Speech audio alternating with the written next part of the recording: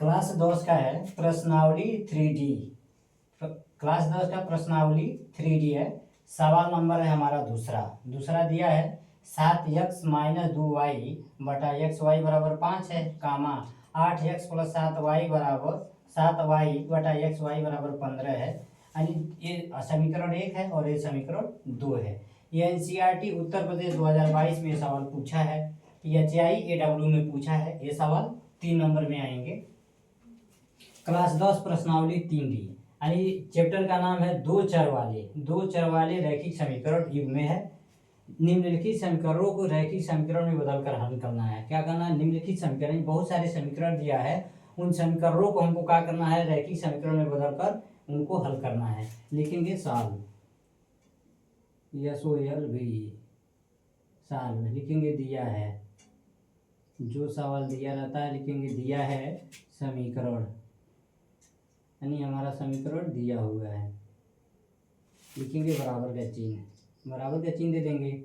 यहाँ पे है 7x माइनस 2y बटे में एक्स वाई बराबर कितना दिया है? 5 दिया है। यहाँ पे एक चिन्ह को हम कहा देते हैं। लिखेंगे 8x बराबर दे देंगे 8x प्लस 7y बटे में है एक्स वाई बराबर 15। अब हम ध्यान देंगे 7x माइनस 2y बटा एक्स वाई है, यानी अंश बटा हर है। उसी तरह से हम क्या करेंगे? 5 में 1 से भाग दे देंगे, बराबर हो गया। अंश बटा हर सेम 8x प्लस 7y बटा एक्स वाई है 15। यहाँ पे केवल 15 है तो हम क्या करेंगे? 15 में 1 से भाग देंगे, बराबर हो गया। अंश बटा हर। अब हम ध्यान देंगे दोनों समीकरणों को एक साथ हम लेकर चल रहे हैं। क्या करेंगे? तिर्यक गुणा कर देंगे, यानी 1 से गुणा हो जाएगा हमारा 7x माइनस 2y में, एक्स वाई से गुणा 5 में हो जाएगा। सेम 1 से गुणा हो जाएगा 8x प्लस 7y में, एक्स वाई से गुणा 15 में हो जाएगा। तिर्यक गुणा कर रहे हैं, लिख भी देंगे। तिर्यक गुणा करने पे उच्चारण लिखा जाता है तिर्यक गुणा करने पे हम तिर्यक गुणा कर दे रहे हैं। यहाँ लिखेंगे बराबर का चिन्ह। 1 से गुणा हो जाएगा 7x माइनस 2y बराबर, यानी 5 से गुणा एक्स वाई में हो जाएगा। कितना हो जाएगा? 5xy। कितना हो गया? 5xy। यहाँ पे आप ध्यान देंगे 8x प्लस 7y में गुणा हो जाएगा। कितना होगा? 8x प्लस 7y बराबर 15xy है। अब हम ध्यान देंगे समीकरण समझ लीजिए, मान लेते हैं समीकरण 1 है, ये समीकरण 2 है, यानी समीकरण 1 और 2 यानी समीकरण 1 के दोनों पक्षों में, समीकरण 2 के दोनों पक्षों में हम क्या करेंगे? एक्स वाई से भाग दे देंगे। लिखेंगे x Y 7x minus 2y बटा एक्स वाई बराबर 5xy में 5xy से भाग दे देंगे। यहाँ भी 8x प्लस 7y में एक्स वाई से भाग देंगे, बराबर 15xy में हम क्या करेंगे? एक्स वाई से भाग दे देंगे। अब ध्यान देंगे एक्स वाई से एक्स वाई कैंसिल हो गया, एक्स वाई से एक्स वाई कट गया। यहाँ पे 15 बचेगा, यहाँ पे बचेगा 5। यहाँ पे कितना बता? 8x प्लस 7y बटा एक्स वाई है। यहाँ पे 7x माइनस 2y बटा एक्स वाई है। लिखेंगे बराबर, लिख सकेंगे 7x बटा एक्स वाई माइनस 2y बटा एक्स वाई बराबर 5। लिखेंगे 5। यहाँ पे कितना बचेगा? 8x बटा एक्स वाई प्लस 7y बटा एक्स वाई बराबर 15।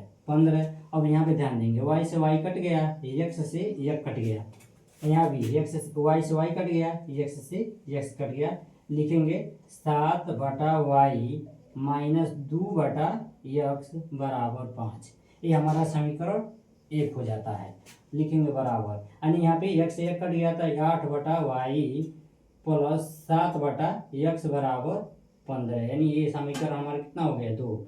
हम क्या करेंगे? समीकरण 1 और 2 को जोड़ देंगे। यहाँ पे लिखेंगे समीकरण 1 तथा 2 को जोड़ने पे, समीकरण 1 तथा समीकरण 2 को जोड़ने पे हम क्या करेंगे? समीकरण 1 और 2 को जोड़ देंगे। यहाँ पे ध्यान देंगे समीकरण 1 दिया है, 2 को लिख देंगे। समीकरण 1 तथा 2 को हम जोड़ेंगे। समीकरण 1 तथा 2 को हम जोड़ेंगे। कैसे जोड़ेंगे? हम ध्यान देंगे विलोपन विधि में क्या होता है? विलोपन विधि में क्या होता है? किसी एक पद से पूरा पूरा कट जाना विलोपन विधि होता है। जैसे में अगर +2x है, +2x है, यानी प्लस प्लस क्या हो जाएगा? माइनस।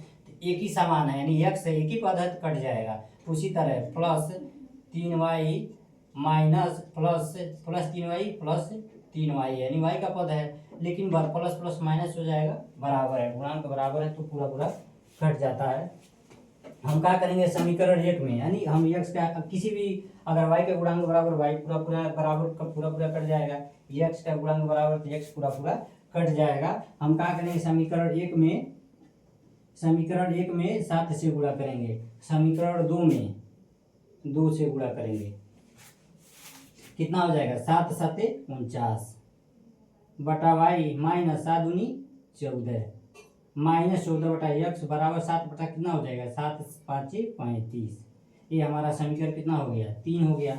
सेम संख्या है यानी 2 8 16 बटा y यानी 7 दूनी 14 बटा x बराबर 15 दूनी कितना हो जाएगा 30। ये समीकरण हमारा 4 हो गया, समीकरण 4 हो गया। अब हम ध्यान देंगे समीकरण 3 और 4 को जोड़ देंगे, यानी समीकरण यहाँ लिखेंगे 3 तथा 4 को, समीकरण 3 तथा 4 को जोड़ देंगे। यहाँ हमारा समीकरण 3 दिया हुआ है, 4 को लिखना है, यानी 16 बटे y प्लस 14 बटा x बराबर 30। हम क्या करेंगे जोड़ेंगे, जोड़ है तो हम ध्यान देंगे 49 बटा y प्लस 16 बटा y कितना हो जाएगा 9 6 15 को 5 हासिल 1 4 1 5 5 1 6 यानी 65 बटा y minus 14 by x plus 14 by x यानी माइनस से प्लस कैंसिल हो जाएगा, बराबर कितना होगा 30 और 35 जोड़ेंगे तो कितना हो जाएगा 65।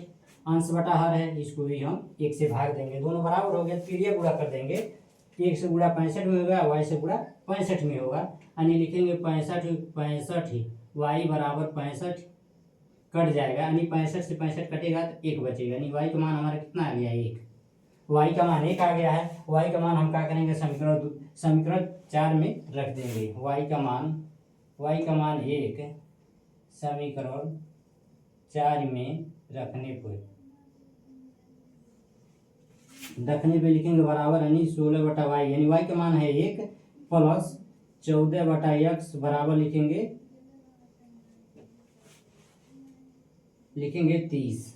अब हम ध्यान देंगे 16 से 1 में भाग देंगे तो 16 होगा प्लस 14 बटा x बराबर 30। अब हम ध्यान देंगे 16 प्लस 14 बटा x बायां पक्ष है, 30 दायां पक्ष है, तो दायां पक्ष से अगर प्लस बाएं में जाएगा, यानी बाएं में प्लस है दाहिने में जाएगा तो माइनस हो जाएगा, लिखेंगे 14 बटा x बराबर 30, प्लस 16 आएगा बाएं से दाहिने में तो माइनस हो जाएगा 16।